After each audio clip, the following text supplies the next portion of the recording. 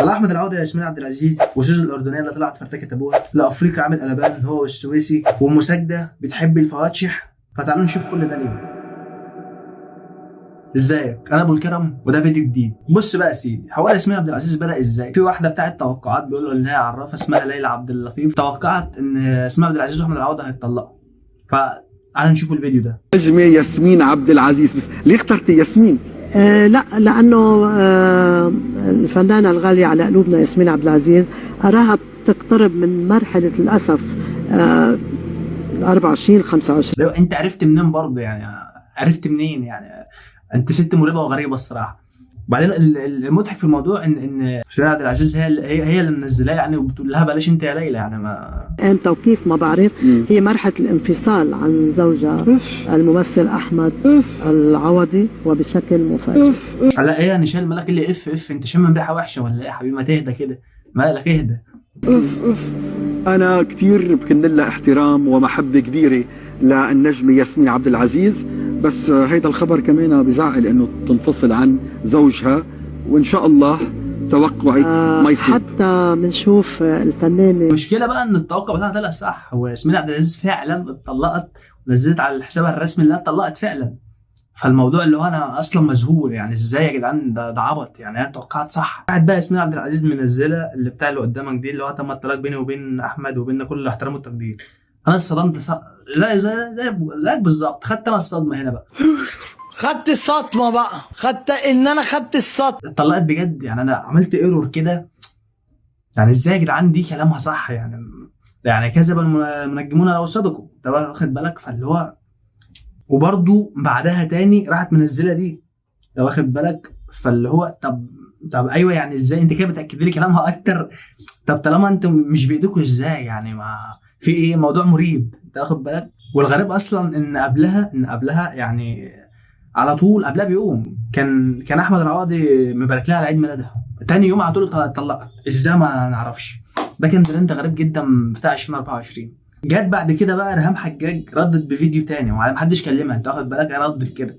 طلع النهارده اعمل الفيديو ده علشان ارد، وانا مش متعوده الحقيقه ان انا ارد على اي اشاعات ولا اي افتراءات. يعني حصل قبل كده بقالي 6 سنين بيتقال كلام انا عمري ما قلته. على النعمه انا عمري ما سمعت عنك حاجه اصلا، ولا اشاعات ولا بتاع. الحاجات عمرها ما حصلت مني وانا عمري ما رديت، بس النهارده قررت ان انا ارد. وسخافه قوي بصراحه، وقله احترام وقله دين وقله تربيه ان انا بقى قاعده في البيت لا ليا ولا عليا. انا بقالي 7 ساعات ما مسكتش الموبايل اصلا، وفجاه اكتشف ان انا منزله ستوري ومسحتها، وستوري انا كاتبه فيها انه احلى يوم في حياتي، وسخافات كده ملهاش اي علاقه لا بيا ولا باخلاقي. فانا حابه ارد بقى النهارده، لان بعد كده انا مش هسمح لحد ان هو يطلع عليا اشاعات. هي ما قالتش حاجه، انت واخد بالك؟ فالصفحات بتعمل كده عشان تطلع عليها ترند، بس هي من جواها برضه فرحانه. هي من جواها فرحانه برضه، ما تحاوليش تنكري. المهم يا سيدي، اللي انا متضايق برضه عشان الحوار ده حصل، وكانوا الاثنين جامدين جدا وما اعرفش ايه اللي حصل واتطلقوا كده. بس انا من رايي ان الموضوع صدفه مش اكتر يعني. الموضوع بالنسبه لي صدفه، او هم انا كنت فاكرهم بيهزروا، بس بالنسبه لي الموضوع صدفه. انت بقى قول لي رايك تحت في الكومنتات. نيجي بقى لحوار سوزي وابوها اللي لسه ما خلصناش منه ده. بيقول لك اللي هم الصالحوا بقى. تعال نشوف الدنيا بتقول ايه. طالعه اتكلم في السريع قبل اي كلمه انا هتكلمها. انا عارفه ان انا غلطانه، ان انا شتمت وان انا انفعلت وان انا نهرت. اهو انا حابب بس اقول ان هي طالعه معترفه ان هي غلطان، عشان في كام بنت على الفيديو اللي فات قالوا لي انت ازاي تتكلم عليها وهي صح ان هي عملته ومش عارف ايه. هي اللي طلعت اعترفت بنفسها. انا ما جبتش حاجه من عندي، يا ريت تسكتوا بقى. لايف قبل اي حاجه انا كنت فاتحه اللايف، وكنت فاتحه لايف عادي خالص. وانا فاتحه عرفت ان والدي خد فلوسي واداها لعمتي تحل ظروفها ومش عارفه ايه، فانفعلت في اللايف منور يا حاج، اخيرا ظهرت، وشك منور. انت جاي الفيديو اللي فات عمال يعني روقتك وانت ما ظهرتش خالص، انت جاي هنا تظهر منور. شتمت وما اعرفش ايه. فانا بلخص الموضوع. فوانا بشتم في اللايف والدي قبل ما انا اشتم بيقول لي انت بتبادوا بال10 وبال20,000. فقلت له ليه؟ هو انا شغاله كذا؟ فانا قبل ما كلمه انا شغاله كذا وشتمت. ايوه قولي بقى، كنت شغاله ايه بقى؟ انت قلت كلام يعني عايز اقول لك مع ديرتي سوبر ديرتي، انت واخده بالك؟ وبدات انفعل وبدا يجي لي انهيار وانا بقول انا شغاله كذا، وبدا اللايف يتسجل لي وينزل على الفيس ومواقع تاخده والمحاميين تاخده ويرفعوا قضايا ومش عارفه ايه. قبل الموضوع ده انا كنت حاكي حوار ان انا متاخد مني فلوس، كله مسك في نقطه اللي انت شتمت والدك، ما مسكش في المشكله الثانيه. حاجه عاديه صح؟ تصدق احنا هنبص على الفلوس اللي استلمت وما نبصش على اللي انت يعني مسحت بابوكي بلاط الشقه. طب واخد بالك؟ يعني هو انت حتى قلت له كلمه مثلا شتيمه مثلا مره وكده؟ انت يعني انت شبتي له، عارفه يعني شبت له، يعني مسحت بلاط الشقه حرفيا. متضايقه بقى عشان هم طالعين يقولوا كده. السلام عليكم يا جماعه. دلوقتي انا طالعه انا ووالدي نوضح بس موضوع الجريده والمواقع والصحافه والتلفزيون والمحامين اللي رافعين قضيه على ايه؟ انا ووالدي بنتخانق. يعني انتوا رافعين قضيه على ايه؟ انا يعني انت طلعت تبهدلي الدنيا ومش زعلانه اللي هم رافعين قواضي؟ مفيش يعني في بنت تعمل كده في ابوها مثلا؟ ده الطبيعي. انا بكلم بنتي. هو ده لما واحد يكلم بنته. انا حصل ما بيني وما بين والدي تاتش، وانا مثلا شتمت. انت عارف انا شتمت عشان ايه؟ يعني انت سبت الجزء اللي انا شتمت عشانه. يعني انت بتاخد الفعل وما بتاخدش رد الفعل، او بتاخد رد الفعل وما بتاخدش الفعل. انت عايزه ايه؟ انا جاي لي ايرور. انت عايزه توصلي لايه؟ انت لما بتعرف بنتك او حاول تعرفها الصح من الغلط، تتكلم عليها وتتكلم على الدنيا كلها، ده بنتك لازم تحافظ عليها. وبنتي عندها حاله عصبيه، واخد بالك؟ الحاله العصبيه دي اصلا بتكلات انهار وبتقول حاجات غصب عنها ما تعرفهاش، فانا بستحملها. انا ما بكونش في وعي، انا حقيقي ما بكونش في وعي. انا عامل الشعب كله مش هيستحملها، بس انا لازم استحمل بنتي. هو الصحفي اللي هو بيتكلم ده والاعلام اللي عمال يتكلم ده، الصحفي اللي بيتكلم ده او الاعلامي اللي بيتكلم ده، لو عنده بنت تعبانه زيها هيتباع. يا عم ماشي تعبانه يا عم، ربنا يشفيها ويشفي كل مريض يا عم.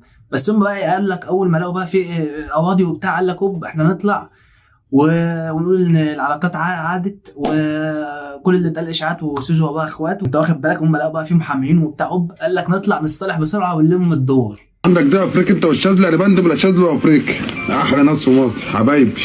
انا ما حدش بيتحداني يا سويسي عشان انا بوابت الممنوعات، ولو انت قلت ب 3000 جنيه في تركيا لا يا انت جيت بقى للي ما بيسكتش. ده جاي في اي نكش وفي اي رد. ده المطرشم. بلد يا ابن البلد ب 1000 جنيه عند الافريقي. البوابة الممنوعات العمومية في مصر بتمس عليك وبتقول لك انت الغريب ان الافريقي اي فيديو طالع بيضحك مبتسم للحياه. بص مفيش مبتسم للحياه، طالع مش شايف قدامه. احلى مليون مسا عليك انت واهلك في تركيا، وعلى الله ان شاء الله تجيلنا بالسلامه وقت سعيد. واخويا وكمان اخويا يا سويسي حبيبي يا افريقي. يا سويسي في ايطاليا عندك اسالني على سهوة مين ده يا افريقي؟ صباح البتنجان. سهوة على سهوة يا بلد يا ابن البلد. يا بلد يا ابن البلد. هو اصلا بقول لك مش دارب الدنيا. اللي في ايده ده شاي بيقول له ده قهوه، بيقول له اسالني على القهوه عندك. الله اكبر عليك يا وحيد يا لاشين، تسلم ايدك.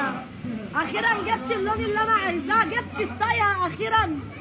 قاعده رايحه جايه رايحه. يعني ايه ده؟ صباح الفل. يعني انت عارف شعرها عامل زي ايه؟ شفت انت بذره المانجا لما انت بتقعد بقى بالظبط؟ يعني عارف انت البذره بتاع المانجا ده الشعر بتاعها بقى. اول مره اشوفه في بني ادم. جايه كل يوم اخيرا طلعت لي اللون ده. درجة ايه ده؟ لسه تفتيح ده؟ لا تفتيح ايه؟ انا عايزه اللون ده. اللون ده ايه يا استاذ؟ هو اللون ده يا وحيد. هو اللون ده تفشيع. انت بتحس ان هي بتندم في يعني بتتخانق في الكلام وهي بتتكلم ازاي ما تعرفش. وبعدين يعني الناس دي بتطلع ترندات في الفتره الاخيره. يعني انت مش متخيل. يعني مثلا عندك الافريقي، عندك كراون مشاكل، عندك مش عارف مين. كل الناس اللي طالعه ترند دلوقتي لهجتهم يعني غريبه. بالو الصعيدي مثلا، انت واخد بالك؟ فاللي بيطلع ترند دلوقتي الناس اللي هي بتطلع بتلعب ببقها، ما مش عارف ايه، حاجات مريبه بتطلع. اللي انا عايزاه ده لون تفتيح. ده اللي انا عايزاه، ده اللي بدور عليه من زمان. اخيرا ده اللي بتدور عليه من زمان. طب الحمد لله انك لقيتيه، ما تدوريش تاني. عايزين جيت لي ايمان جبريل اللي الدنيا مقلوبه عليها، عايزين يقولوا لي ايمان جبريل مشهوره روحي لها. يا بتتكلم انت فاهم؟ بتتكلم بالحركه، ما بتتكلمش بالبق عادي. هي اللي هتغيرك ومش هتخليكم مساجده. يلا يا ايمان يا جبريل وريني بقى. انا عايزه ابص لنفسي في المرايه ما اقولش مساجده، اقول ده حد تاني. هم قالوا لي اللي انت بتخلي الناس هاي كلاس، خليني بقى هاي كلاس. يلا يعني سبحان الله. انت كل شويه كل ما بتتقل شويه بيطلع لك واحد بيتكلم لك بليفل اعلى. انت واخد بالك؟ طيب كده يكون الفيديو بتاعنا خلص لحد هنا. ولو انت وصلت معايا لحد هنا في الفيديو فانت من الجامدين بقى. تنساش تعمل لايك وتشترك في القناه وتعمل لي فولو على الانستا. وسلام.